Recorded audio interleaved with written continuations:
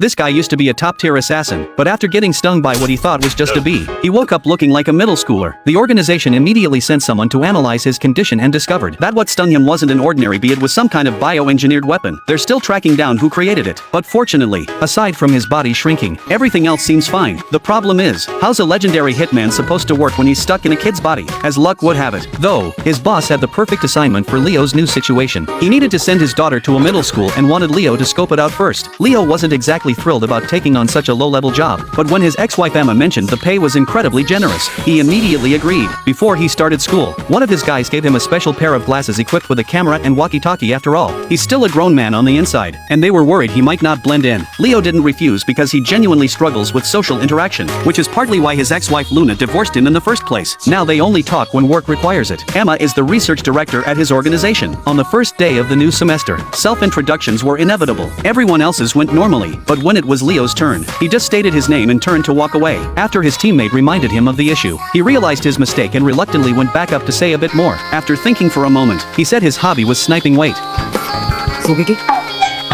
Though he quickly corrected himself to say he meant in video games. Two girls in class had already labeled him as a creepy loner. Leo couldn't care less, but they wouldn't let it go.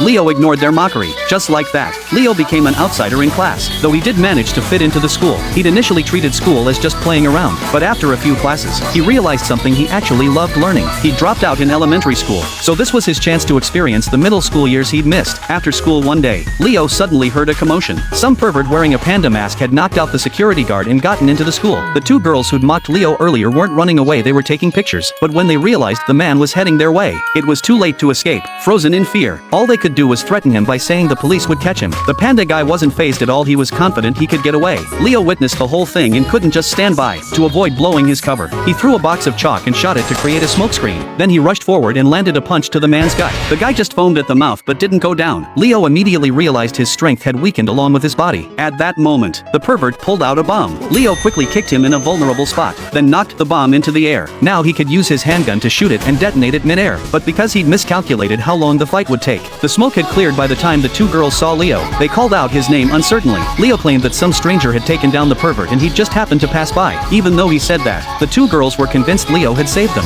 So the next day, when the whole class was isolating Leo, the two of them approached him with shy expressions and invited him to join the class group chat. Leo agreed indifferently, but immediately regretted it. These middle schoolers had way too much energy. The constant barrage of message notifications was like a nuclear level. Information assault for this middle-aged guy who barely knew how to use a smartphone and had no idea how to mute notifications.